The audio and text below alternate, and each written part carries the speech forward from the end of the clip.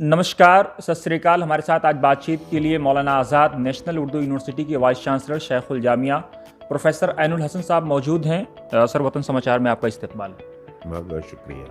Sir, वो कौन से मुद्दे हैं आपके सामने जो एक चैलेंज बन के खड़े हुए हैं कोविड के बाद अपने बच्चों को संवारने का, अपनी यूनिवर्सिटी को संवारने को लेकर के? हाँ देखिए, ये तो कोविड के ऊपर किसी का बस नहीं था, लेकिन हमने कोशिश ये की कि जब हालात मामूल पर आ गए तो हमने यूनिवर्सिटी को ओपन कर दिया था। बच्चे भी आए, तकरीबन 60% बच्चे आ गए थे। मगर अब जो ओमिक्रॉन की लहर आई तो हमें दोबारा बच्चों से कहना पड़ा कि हम आपका ऑनलाइन एग्ज़ाम करेंगे, तो आप लोग जा सकते हैं तो चले जाइए। हमने कोई मजबूर नहीं किया, मगर एक उनकी सेहत के लिए उसका ये अंदाज़ा था कि ऐसा ना हो कि कहीं हमारे बच्चे इसकी जद में आ जाएं। तो हमने उनसे रिक्वेस्ट की और ज़्यादा से ज़्यादा बच्चे चले गए। अब दोबारा हमने उन्हें बुलाया है तो मार्च में। चैलेंज तो बहुत बड़ा है। जो ऑनलाइन क्लासेस हैं उनके अंदर वो बात, वो अटेंडेंस नहीं पैदा हो पाती कि जो फिजिकल में होती है, जो रेगुलर मोड में होती है। फिर भी हमारी कोशिश ये रही कि हम ज़्यादा से ज़्यादा बच्चों को जहाँ कनेक्टिविटी कम है वहाँ भी अप्रोच कर पाएँ। अगर हमने उनको ये डायरेक्ट लाइन नहीं उनको दे पाए तो उनसे हमने व्हाट्सएप से काम चलाया, उस पर उनको सबमिशन के लिए कहा और बेहम्दुलिल्लाह किसी न किसी सूरत से हम अपनी इस वबा से निकल के आ गए।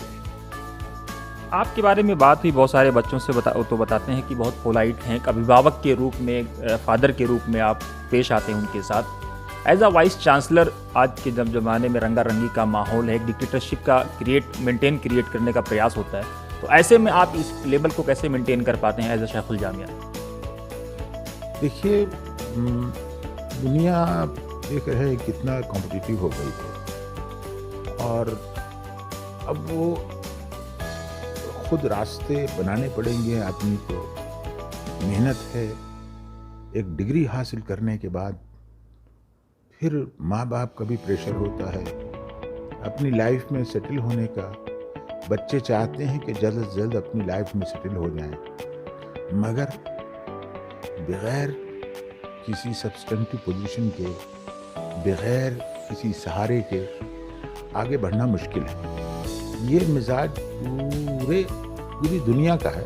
मैं सिर्फ हिंदुस्तान का क्यों कहूँ, पूरी दुनिया का है। हमारी कोशिश ये होती है कि हम उन पर बहुत प्रेशर न डालें, बल्कि उनके लिए वो रास्ते फराहम करें कि जिससे वो अपनी ज़िंदगी में चल निकले। और यही है, और इंस्टीट्यूशन के हेड को सबको देखना होता है।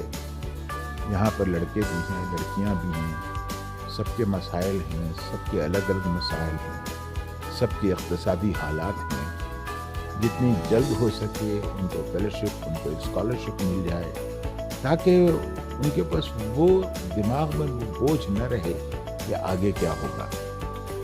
और अपने वालिदैन को भी, अपने अकारिब को भी समझा पाएँ कि देखो, हम जहाँ हैं वहाँ एक आला तालीम का मेयार है, वहाँ से हम हट नहीं सकते और हमें आगे बढ़ना है, कुछ करना है। इसके लिए सरपरस्ती की ज़रूरत होती है। इससे ज़्यादा और क्या हो सकता है।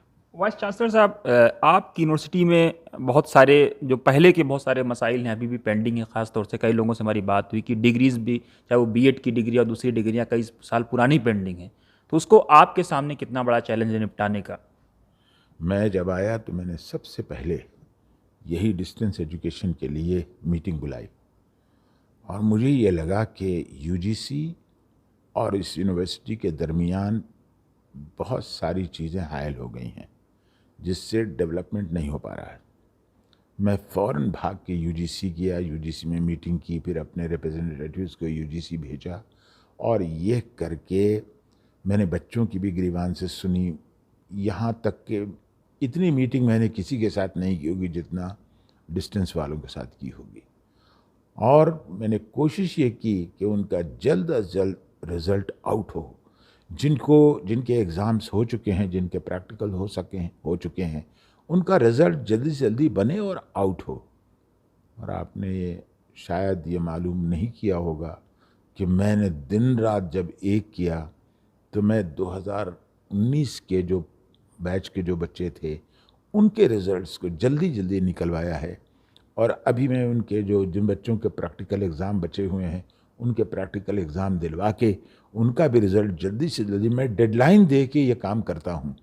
मुझे वो बच्चे माफ़ करेंगे कि जिनका डिले हो गया। अब ये 2 साल जो कोविड के यहाँ गुज़रे हैं, वो अजीब से गुज़रे हैं। उसमें कुछ कोताही एडमिनिस्ट्रेशन की रही है, मैं मानता हूँ, और कुछ तो हमारी मजबूरियाँ रही हैं। मगर आप यकीन जानें, मैं एक एक तालिब इल्म की तरफ मुतवज्जे हूँ। मैंने एक सेल भी बनाया है कि आपसे बराबर राबिता रहे। मुझे ये भी शिकायत मिली थी कि जब वो बच्चे फ़ोन करते हैं, जब वो कुछ लिखते हैं इनको, तो वो जवाब नहीं देते। आज ये सूरत हाल नहीं है। आज हमने कहा है, चाहे वो रीजनल सेंटर्स हों या सब सेंटर्स हों या फिर यूनिवर्सिटी में ही क्यों नहीं डीडी का मेन ऑफिस हो, एक डेस्क वो होनी चाहिए जहाँ पर स्टूडेंट्स से बातचीत की जा सके। अगर आप बातचीत नहीं करेंगे तो न जाने क्या क्या हो सकता है, जहाँ बच्चे कुछ और सोचने लगें, उनको और तकलीफ़ हो, उनके माँ बाप को तकलीफ़ हो, उनके अज़्ज़ा अक़ारिब को तकलीफ़ हो, वो सोचें कि हमने क्यों एडमिशन लिया है। तो मैं इसको एक रास्ते पर ला रहा हूँ, थोड़ा सा वक्त और मुझे चाहिए, मैं इसको एक रुख दे दूँगा। वाइस चांसलर साहब, आपसे बातचीत करने के बाद आपकी शख्सियत के कई पहलू निकल के आते हैं, जहाँ एक टीएन सेशन का रूप सामने आता है, वहीं जो है भगत सिंह का भी रूप सामने आता है, मौलाना आज़ाद की भी एक अमली शक्ल सामने आती है। वो कौन सा, कितने शख्सियत के आप जामे हैं? मैं तो आप मुझे इतने बड़े बड़े लोगों के सामने कहाँ पेश कर रहे हैं। मेरे पास ऐसा कुछ नहीं है। वो बड़े लोग थे, उनका ऑरा था, उनकी सोच थी। मेरे लिए सिर्फ यही है, मैं अपने आप को पहले पहचानने में कोशिश में लगा हुआ हूँ कि वाकई मैं क्या हूँ। और हाँ, एक पीछे 40-42 बरसों का एक तजर्बा है, और यूनिवर्सिटी चूँकि रहा हूँ वाबस्ता और एडमिनिस्ट्रेशन से, तो मैं चीज़ों को समझता हूँ। अब रह गया ये कि सिर्फ इसी के ऊपर नहीं होता है, बल्कि आदमी को कोशिशें करते रहना चाहिए और अमली तौर पर काम करना चाहिए। फ़ाइलों में अगर सिर्फ आपकी नोटिंग्स रह जाएं, तो उससे कुछ बनने वाला नहीं है। नहीं, यही सारी बातें तो समझ में आ रही हैं कि जो हम लोग ब्यूरोक्रेसी, चूँकि गवर्नमेंट ऑफ इंडिया को भी कवर करते हैं, पार्लियामेंट को भी देखते हैं, तो समझ में यही आता है कि जो चीज़ें वहाँ डिस्कस होती हैं स्टूडेंट के बीच या लोअर स्टाफ के बीच, उससे आप अच्छी तरह वाकिफ़ हैं। बहुत अच्छी तरह से वाकिफ़ हैं। हम तो हर रोज़ हमारे पास कहीं कुछ ना कुछ नोटिस ज़रूर आती है। हर रोज़ रूल्स जब बदलते हैं या फिर कोई नए रूल्स आते हैं। अभी नेशनल एजुकेशन पॉलिसी है, उस पर मैं कई लेक्चर्स भी दे चुका हूँ, और हम उसके ऊपर अपने यहाँ भी मीटिंग कर चुके हैं, कई बार डिस्कशन डिबेट्स हो चुके हैं, और उसको अब हम इम्प्लीमेंट करने के रास्ते में हैं। सर, हमने हमने अभी जो पीएचडी का एडमिशन है, उसको भी स्ट्रीमलाइन करने की कोशिश की है, वो एनटीए के थ्रू करवा रहे हैं, ताकि उर्दू में भी नेशनल लेवल का इम्तिहान हो सके और उर्दू की एक हैसियत सारी दूसरी लैंग्वेजेस के सामने अपनी एक हैसियत बाकी रहे।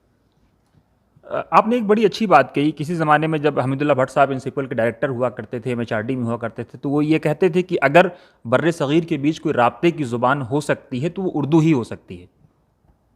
देखिए, उर्दू की अहमियत से कोई इनकार नहीं कर सकता, और ये ज़बान हर जगह काम आती है। जहाँ पर ब्यूरोक्रेसी हो वहाँ भी ज़बान काम आएगी, जहाँ इखलास से काम लेना हो वहाँ भी ये काम आएगी, और मोहब्बत तो जहाँ पर हुस्न नीयत हो वहाँ भी काम आएगी, और आप कहते हैं जहाँ मोहब्बत हो वहाँ भी काम आएगी। तो इस ज़बान के जो आसमान है वो बहुत सारे हैं, और किस किस आसमान को, एक आसमान को आप फतह कीजिएगा, एक और आसमान नज़र आने लगेगा। उर्दू की जो हैसियत है वो शायद ही मैं ये समझता हूँ किसी और ज़बान की यूरोप की या कहीं और ये साउथ एशिया की किसी ज़बान की वो अहमियत हो, इससे कि उर्दू ने एक लिंग्वा फ्रैंका ज़रूर तैयार किया है। अब मैं तो जाता हूँ कनाडा और अमेरिका में, वहाँ भी देखता हूँ उर्दू के 12-14 अखबार शाया होते हैं, लोग शाया करते रहते हैं, लोगों को उर्दू से मोहब्बत है, उर्दू पढ़ते हैं, अपने बच्चों को पढ़ाते हैं। सर लेकिन आपने बात की यूजीसी की, तो वो कौन से डेवलपमेंट के इश्यूज हैं जहाँ यूजीसी वालों से आपकी बातचीत हुई? और ख़ास तौर से आपने कहा प्लेसमेंट को लेकर के, एक बात ये भी है कि आपके यहाँ प्लेसमेंट काफ़ी कमज़ोर है, उसे आप किस तरह से उठाने का प्रयास करेंगे? देखिए, हमने एक और रास्ता निकाला हुआ है। अब चूंकि हैदराबाद में है तो हैदराबाद का कुछ ना कुछ जो है वो एडवांटेज होता है यहाँ रहने का। जैसे दिल्ली में रहने का एडवांटेज है, वैसे ही हैदराबाद का हाईटेक भी है कि सिटी है। हैदराबाद हाईटेक सिटी है। और हम जहाँ रहते हैं वहाँ से तो बिल्कुल साइबराबाद आप करीब है। उसी में हैं? वो उसी में ही है। हमने यहाँ कोई 60-65 कंपनीज से टाई अप किया, ओह ग्रेट। सितविन से टाई अप किया, और अपना प्लेसमेंट सेल जो है उसको और रिवैम्प किया, एप्लीकेशंस मंगाई। अब इत्तेफाक देखिए, जब हम जॉब मेला करने वाले थे कोविड आ गया। और हमने प्रॉमिस किया था कि हम 1500 बच्चों को जॉब देंगे, ओह ग्रेट। हमारे पास इस वक्त तकरीबन 4000 एप्लीकेशंस हैं। उसमें मैक्सिमम हमारे बच्चे हैं जिन्होंने उर्दू बैकग्राउंड से काम किया है, जिन डिग्री हासिल की है। लेकिन थोड़ी सी रिस्पांस हमको उधर से भी आनी चाहिए। जब हम आपको मिलवा रहे हैं वहाँ के एचआर से, वहाँ की टीम से, जो आपको ऑफ़र कर रहे हैं, आप भी तो रिस्पांस दीजिए। या आप एक बार कह दें कि नहीं नहीं हमें ये जॉब नहीं करना है, फिर एक हफ्ते बाद फिर आ रहे हैं कह रहे हैं नहीं नहीं फिर हमारा करवा दीजिए। देखिए ये सिलसिला कब तक सिलसिला चलाते रहेंगे? फिर आप एक महीने बाद आइए कि नहीं नहीं हम अपनी पिछली बात पर शर्मिंदा हैं, अब आप फिर से शुरू कर दिए मेरा प्रोसेस। हम बैक टू स्क्वायर वन आ जाते हैं। हम जब आपको मिलवा रहे हैं, अग्रीमेंट करवा रहे हैं, अब आपकी ट्रेनिंग शुरू करवा देंगे, आप उस वक्त कह देते हैं कि आई एम सॉरी हम नहीं ज्वाइन कर सकते। तो जब आप खुद ही कंफ्यूज हैं तो क्यों अप्लाई करते हैं? हमारे पास जो 4000 एप्लीकेशंस हैं उनमें आप यकीन रखिए 2500 को हम 1-2 महीने में ही जॉब दिलवा देंगे। वाइस चांसलर साहब, आपके यहाँ एक आपके बारे में पता चला कि आप मेडिकल और लॉ को इंट्रोड्यूस करना चाहते हैं यहाँ पर। देखिए, लॉ के सिलसिले में मेरे ये सोचना है, मैंने नालसर से भी बात की, उनके वाइस चांसलर से, फैज़ान साहब से। इतने ज़्यादा डॉक्यूमेंट्स उर्दू में और फ़ारसी में हैं सिर्फ हैदराबाद में कि जिनका इस्तेमाल नहीं किया गया। ये जो हम बैच रखेंगे, और आज जो आपको कोर्ट में वकील मिलते हैं, जो जजेस मिलते हैं, वो भी नावाकिफ़ हैं इन चीज़ों से, तो कम से कम नावाकिफ़। तो अब अगर ये डॉक्यूमेंट्स हमारे दस्तरस में हैं लेकिन इनको पढ़ने वाला नहीं है, कोई इनको यूज़ करने वाला नहीं है, तो हमारे लिए ज़रूरी हो जाता है कि हम कहीं ना कहीं कोई ऐसा रास्ता निकालें कि जिससे हमारे स्टूडेंट इसको हासिल कर सकें और इसके ऊपर काम कर सकें, रीच आउट कर सकें। इसीलिए लीगल स्टडीज़ को जो मैं यहाँ खोल रहा हूँ और कोलैबोरेशन से खोल रहा हूँ नालसर के, तो एक तो इस डिग्री की अहमियत बढ़ जाती है, जॉइंट वेंचर में होगी, और दूसरी तरफ यह है कि जो हमारे पोस्ट ग्रेजुएशन करने के बाद, इस डिग्री को हासिल करने के बाद दर दर मारे नहीं फिरेंगे, बल्कि उनको कंपनियां हायर करेंगी। बढ़ जाएगी। बहुत इंपॉर्टेंट है। आप मास्टर्स डिग्री लिए हुए लॉ के अंदर, कोई मजाक है? आपको कोई भी कंपनी हायर करेगी। और उर्दू का अलग से एडवांटेज है। उर्दू का अलग से एडवांटेज है आपके पास। मेडिकल को लेकर के क्या आप सोच रहे हैं? मेडिकल के लिए ऐसा है कि मेरी गुफ्तगू हुई थी डॉक्टर नजमा जी से, जामिया मिलिया के वाइस चांसलर।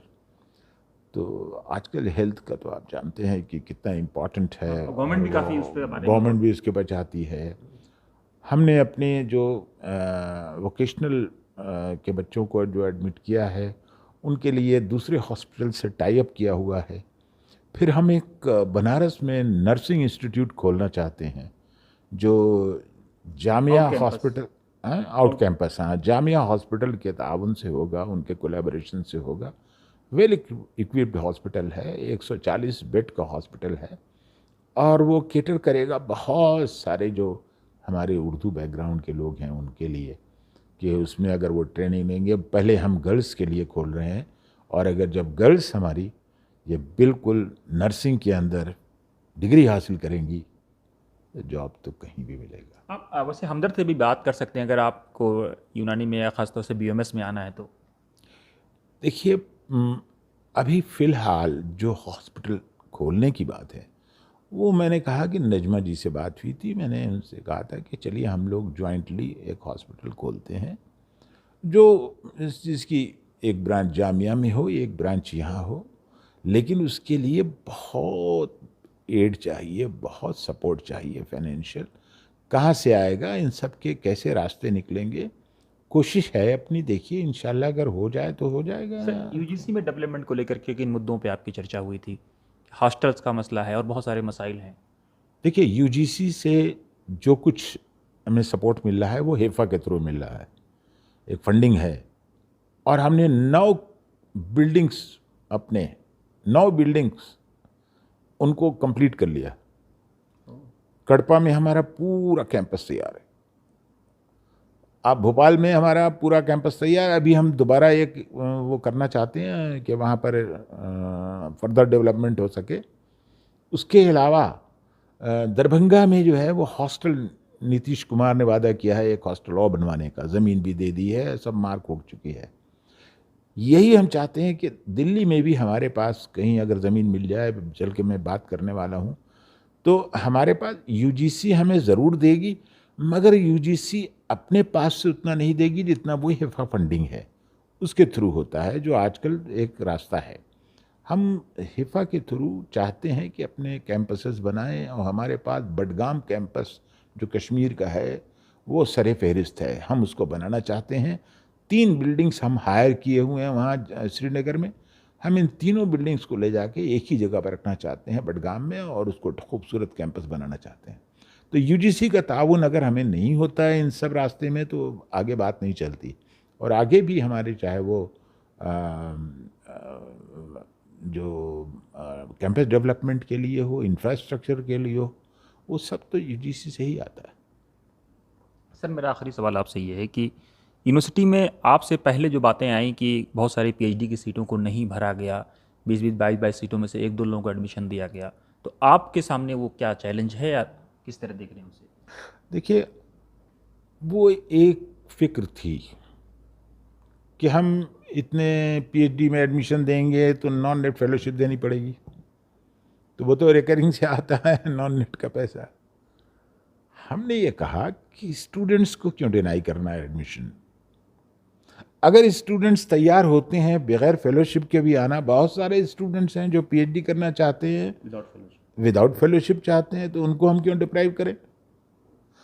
और कुछ ऐसे सब्जेक्ट्स हैं जिनमें हमने एक और सेशन जो मिड सेशन से एडमिशन करना शुरू कर दिया है, हमने अनाउंस भी किया है मार्च अप्रैल से, बल्कि फरवरी से। अब उसको स्ट्रीमलाइन कर देंगे, लेकिन यह है कि इवेंट सेमेस्टर में भी हम कोशिश में हैं कि एडमिशन दे दें बच्चों को, और पीएचडी लेवल के ऊपर उसमें तो बड़ा मुश्किल है, मास्टर्स और बैचलर्स लेवल के ऊपर तो मुश्किल है, लेकिन पीएचडी लेवल के ऊपर हम चाहते हैं कि कुछ ऐसे सब्जेक्ट्स हैं जिनमें अभी हमने अनाउंस किया है, उनको हम एडमिशन देना चाहते हैं। तो हम ज़्यादा जो पीएचडी के स्टूडेंट्स हैं जो पीएचडी करना चाहते हैं उनको अकोमोडेट करना चाहते हैं, हमारी नीयत बिल्कुल सालिम है। अच्छा सर, एक चीज़ और बताएं ब्रीफ में कि आपका जो स्टाफ है यूनिवर्सिटी का, ये अब ये खबर आ रही है कि आप उनसे जायज़ काम अब लेने की तरफ बढ़े हैं। इससे पहले वो लोग काफ़ी कंफर्ट जोन में रहते थे, अपनी जिम्मेदारियों का एहसास नहीं होता था, लेकिन आपने कम से कम उनको जिम्मेदारी का एहसास दिलाया और अब काम लेना शुरू किया है।